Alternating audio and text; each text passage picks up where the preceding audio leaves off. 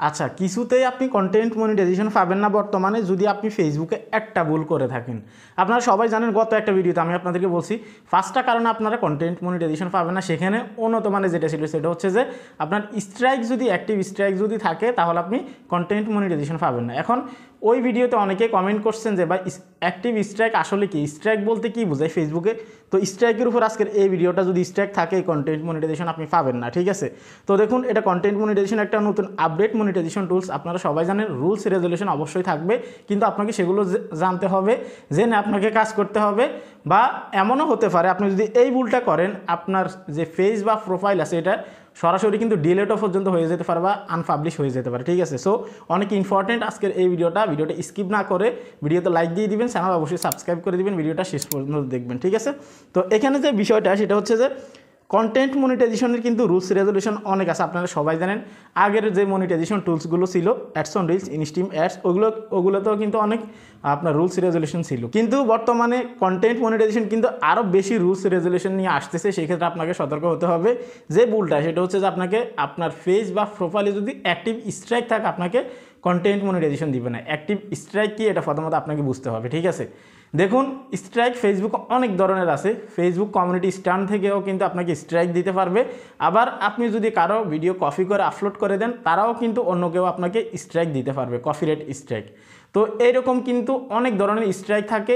এমন এমন স্ট্রাইকও থাকে যেগুলো আসলে আপনার পুরো পেজ ডিজেবল হয়ে যাবে বা আনপাবলিশ হয়ে যাবে। প্রথমত আসি ফেসবুক যে স্ট্রাইকগুলো আপনাকে দিবে।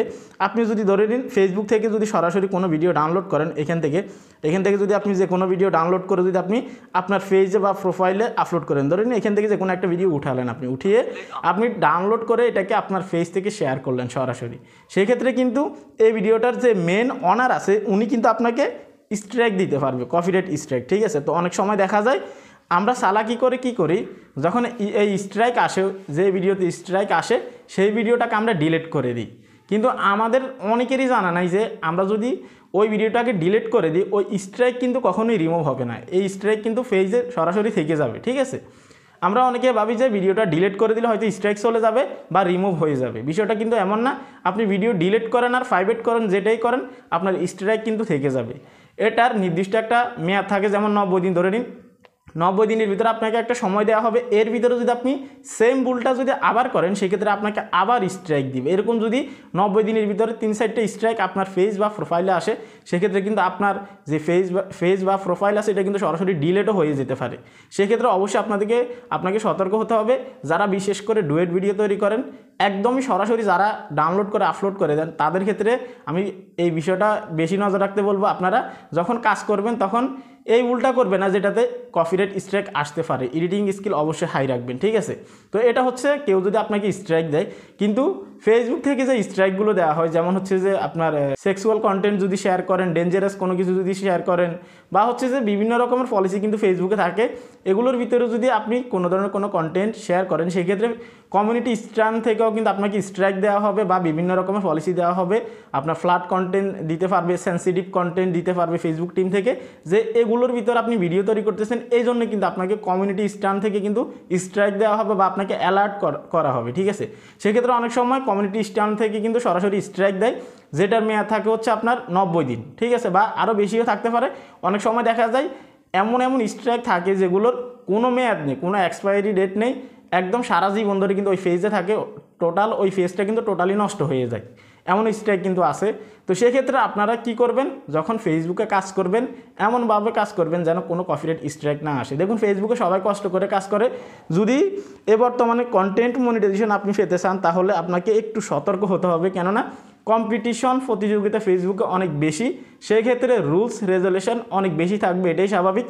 যাকে তাকে কিন্তু কন্টেন্ট মনিটাইজেশন দিয়ে দিবে না, ঠিক আছে। আপনাকে একটা ইনকাম করার মাধ্যম দিবে, সেক্ষেত্রে অবশ্যই নিয়মকানুন থাকবে। আর সামনে যদি কোনো রুলস বা রেজুলেশন, নতুন কোনো আপনার পলিসি আসে, সেক্ষেত্রে আমি কিন্তু আবার ভিডিও দিব আপনাদেরকে, ঠিক আছে। তো কন্টেন্ট মনিটাইজেশন মূলত আপনি কিছুতেই পাবেন না যদি এই ভুলটা করেন। বিশেষ করে যখন আপনার অ্যাক্টিভ স্ট্রাইক থাকবে, তখন আপনি যদি মনিটাইজেশনের জন্য অ্যাপ্লাই করেন, আপনাকে মনিটাইজেশন দিবে না, বা আপনাকে টোটালি কোনো সেট আপেই দিবে না আপনি কীভাবে অ্যাপ্লাই করবেন, এমনটাই কিন্তু, ঠিক আছে। তো সেক্ষেত্রে কন্টেন্ট মনিটাইজেশন পেতে হলে আপনারা অবশ্যই যে স্ট্রাইক আছে এটার দিকে অবশ্যই নজর রাখবেন।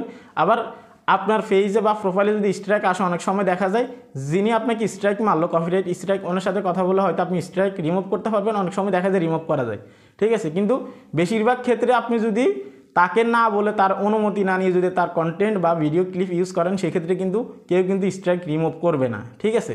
তো আমি আপনাদেরকে রিকমেন্ড করব অবশ্যই কন্টেন্টের দিকে আপনারা ফোকাস করবেন, এমন কোনো কাজ করবেন না যাতে আপনার স্ট্রাইক চলে আসে। তো স্ট্রাইক নিয়ে কিন্তু আরও অনেক তথ্য আছে, আমি অন্য কোনো ভিডিওতে আবার বুঝিয়ে বলবো ইনশাল্লাহ। আপনাদেরকে জাস্ট একটা ধারণা দেওয়ার চেষ্টা করলাম যে স্ট্রাইক আসলে কী কারণে, অলরেডি অনেকে কমেন্ট করছেন ওই ভিডিওতে, সেক্ষেত্রে কিন্তু আজকের এই ভিডিওটা, যদি ভিডিও ভালো লাগে লাইক দিবেন। আজকে এখানে বিদায় নিচ্ছি, আল্লাহ হাফিজ।